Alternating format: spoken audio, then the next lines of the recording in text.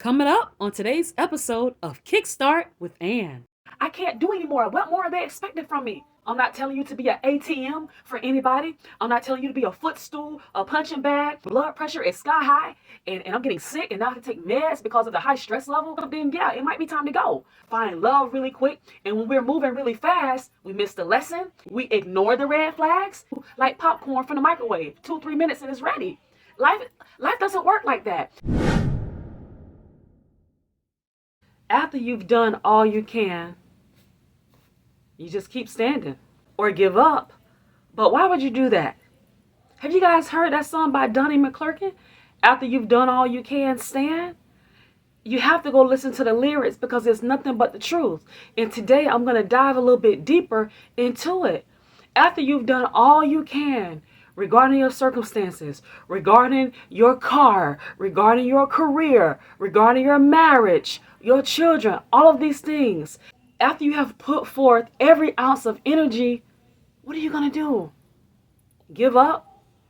Well, if you do that, you don't get to see what was on the other side of all of your hard work. So you're telling me you're going to give up and all of those years that you put in is for nothing?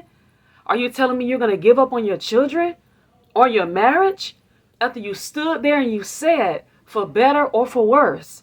And only God knows what worse will be. Now, I'm not telling you to stay in these toxic situations. Only you can determine what is extenuating circumstances where you absolutely can't take anymore. My thing is, if it starts weighing in on my health, if my blood pressure is sky high and I'm getting sick and now I have to take meds because of the high stress level, because I'm so frustrated in my relationship, then yeah, it might be time to go. Because now, how can you properly serve yourself? How can you properly serve your spouse if you're frustrated and extremely stressed out to the fact that you have to take medicine to keep you calm, medicine to keep you from going off the deep end, medicine to keep you sane? Come on, that's not healthy. So in cases like that, yeah, it may be time for you to put up the deuces and go. But I'm not the one to tell you to pack up and leave. But this video is about after you have done all you can, stand. Life be lifing. Have you all heard that quote before? Life be lifing. And that's so true. Have you guys ever heard that statement about when it rains, it pours? Now, those of us who like to be more optimistic and who live by faith, as we should be living by faith now, we're not supposed to talk like that. Making statements like, oh, when it rains, it pours. My life is the worst. Nothing goes right for me. We're not supposed to talk like that because we believe that life and death is in the power of the what? Of the tongue. Whatever you call on yourself, whatever you speak over yourself, baby, it's only a matter of time before it comes true. So be very careful how you talk about yourself.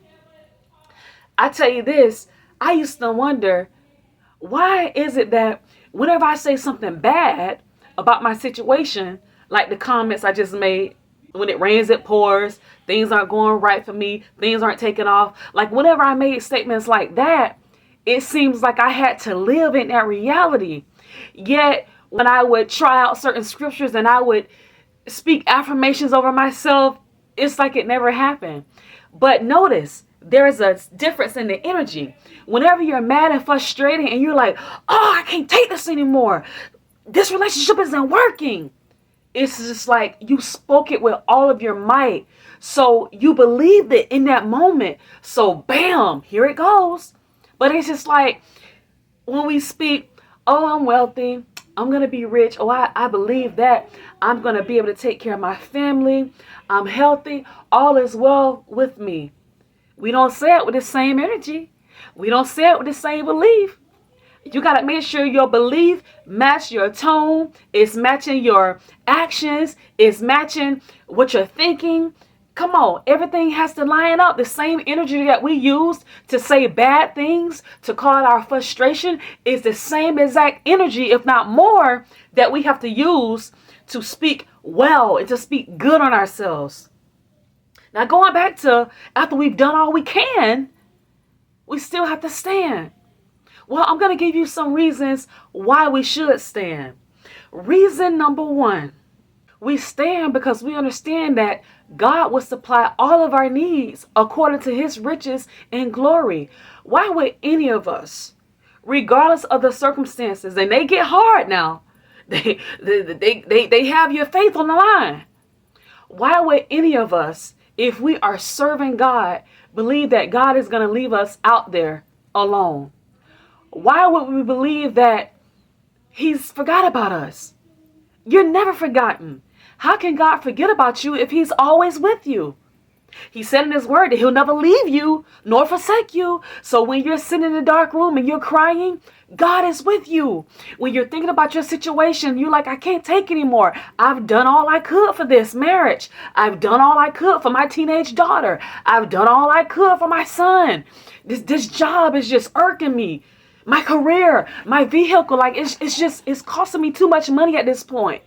Those of you who are the responsible ones for your family and you keep getting phone call after phone call to come through for that person, to come through for that person. And when you want to give advice and give wisdom, no one wants to hear you. But they want to keep you up all night on the phone, venting about their problems. They want you to show up to every mishap. And you're like, man, I've done all I can for my family. I can't do anymore. What more are they expecting from me? Keep standing. Keep standing. I'm not telling you to be a fool for your family. I'm not telling you to be an ATM for anybody. I'm not telling you to be a footstool, a punching bag. I'm not telling you to be at someone's disposal for abuse. I'm not telling you any of that. But I am saying, after you have done all you can, stand. Now it's up to you to measure your particular situation and find out, is this something that you could hold on to and watch God move? Or is it something that you absolutely need to walk away from because this is killing your energy? It's killing your motivation. It's killing your spirit. Now, trust me, some relationships, especially marriages, come on, for better or for worse, and especially being a parent, those two dynamics, it will have you wanting to give up. Come on, do I have any married folks that's listening? Sometimes you feel just as strongly about, hey, we need to get a divorce, as you feel about, you know what, we need to renew our vows. I'm so in love with you. How can I live without you? Where have you been all my life? Tell me I'm not lying. Tell me that's not true. If you're married, you know it. Even with parenthood, your kid can really mess up on some things, disobey, go out and do the very thing that you told them not to do, go and hang out with the crowd that you advised them not to. I can't wait until this kid is gone, grown on their own and moves out. And you can go from that extreme to, man, I love my kid and I don't want them to leave. There's such a ray of sunshine. This kid has totally put my life on a different path. If it wasn't for this kid or these children, I wouldn't be aiming for more. So I have to thank God for allowing me to be the parent of this kid. So this is what I mean by marriage and parenthood can really be up and down. But after you've done all you can in these situations, keep standing because eventually things will pan out. Things will pan out, but sometimes whenever we have problems, the first thing that we want to do is run. The first thing we want to do is call someone an event and find someone to jump on board with our opinion and get on our side. But that's not always the answer. The second thing that I want to discuss with you is when you've done all you can, don't continue to do more and more because that'll end up killing you. Sometimes we are to blame for the way that we put ourselves out there. You know, a lot of people say, I don't want to love again because every time I love, I get hurt. But sometimes we go overboard. Who told you to go out and do A through Z for someone who hadn't committed to you? So when you get those results, you've put yourself out there as a wife, yet this guy isn't looking at you as a wife, and you've given him your body, you've given him your intellect, you've given him your resources, everything, and now he decides to move on. He doesn't want you anymore, and now You're not open to love. You're not open to dating because you're like, I've been hurt so bad. My trust has been violated. Loyalty has been violated. Well, sometimes it's our fault. Now, we can't control so much how people will treat us and handle us. It's just up to us to decide whether we will stay and allow them to keep doing this and that to us. However, it's up to you to go over and beyond the call of duty trying to please someone when that's not your role, not your job. Trying to make things happen only makes it worse.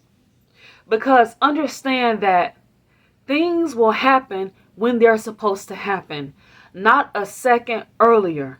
I've definitely had to learn this lesson.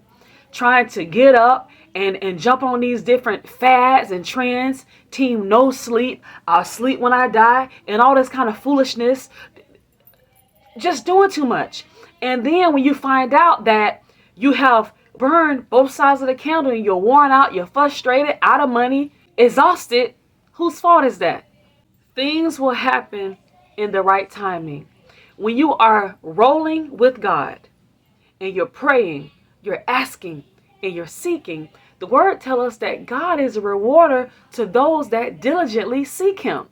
This is another reason why you should stand when you've done all that you can, because God will reward you. But guess what? He doesn't reward you when you think he should reward you. He gives you your payoff or blessing, however you want to term that. He does it in his timing. It could be next week. It could be 8 years from now. So trying to move with haste, thinking that you're going to make it happen and, oh, I got to get it. I got to get it. If I don't do it, no one's going to do it. Now, I understand being responsible for the things that you are in charge of, but there are some areas in life where we just go overboard and we try to make success happen really quick. We try to increase our finances really quick. We try to find love really quick. And when we're moving really fast, we miss the lesson. We don't see the red flags, or no. We ignore the red flags. We make a lot of bad decisions. So take your time. It's okay. Society is telling you to move fast. Society is telling you to expect things to come to you like popcorn from the microwave. 2-3 minutes and it's ready. Life doesn't work like that. And for those who are getting it extra quick, sometimes they hit the ground very fast. After you have done all you can, stand. Keep standing. I know life is frustrating. I know it is. But keep standing. Don't give up on your marriage. It's worth fighting for. Just because you have an argument or disagreement, it doesn't mean that you have to get a divorce. Remember that marriage is two people coming together from two different worlds. You will collide. There will be disagreements, but we have to learn how to agree to disagree. We have to learn how to get on the same page without so much fussing and fighting. To my wives, I want to say this. When dealing with your husband, when he seems like he's not interested in listening to you, not interested in hearing your suggestions, give him over to the Lord. Give him over to God. That's one of the best things that you can do. Because trying to go back and forth with a strong-willed man is not the best idea. Not only is going back and forth with your husband disrespectful and dishonorable to him, but it's the same to you, and it's masculine. Like we start getting out of our femininity when we start yelling, cursing, name calling, throwing things. We start getting out of our affectionate ways. We walk out of our caring ways and our beauty when we get like this. When we get so upset that now we're getting out of character. We're walking away from our femininity when we do this, ladies. Give your husband over to God. God knows how to deal with your husband better than you can. I know some of you are saying, well, Antoinette, sometimes I get tired of waiting on God. I need to say what I need to say right now. He needs to hear me. Trust me, I understand. I've been there. But I'm telling you from what I know, give him over to the Lord. Pray about your husband and let God take care of him. See, that goes along the definitions of after you've done all you can, stand. Stand in knowing that, hey, I've prayed. As the Donnie McClurkin song says, I've prayed and I've cried. Cried and prayed. And for some of us, we have fussed. We have raised sand. We have spent money counseling. We went to the prayer line. We've called the pastor. We have vented to family members, told all of our business, walked in shame. All of this. We've done all of this. But have you talked to God? Huh? We've talked to other people. But have you earnestly talked to God? Because the scripture says that the effectual fervent prayer of a righteous man availeth much. So you can't tell me that prayer won't change your situation. You can't tell me that prayer won't change your husband. Because tell me, how much has he changed with you yelling at him? How much has he changed with you going tit for tat? Mom, wife, after you have done all you can, stand on what you've already done. Talk to God about it. Give all of these uncontrollable situations over to God and let him handle it, because it's stressful. It's taken away from our beauty, from our sexiness, if you will. Like when you get stressed out and you start all that yelling and fussing and acting like a crazy person, like a chicken without a head, you start looking ugly. Wrinkles in your face, the scrunching it up. Come on. We don't need to do all that. We need to stand in our femininity and in our beauty. And like one of my good friends says, she says, I'm at my best when I'm sitting pretty. That's one of my best roles, is to sit pretty and be beautiful. If you haven't already, if you enjoyed this video today, I urge you, I welcome and invite you to please subscribe. Hit the notification bell so you can get more and more and more, so that you can blossom. Hey, the more you know and apply it to your life, the more you grow, especially when it's progressive content. Hit that like button so you let YouTube know that this content right here is what people need to hear, so that we can show up more in the search engine. Thanks for being here. Thanks for watching, listening, allowing me into your home. Share this video with another wife. Share this video with a husband or anyone you know who you believe that this will be enlightenment for them. Once again, thank you for being here. I am Antoinette, and I'll see you in the next video.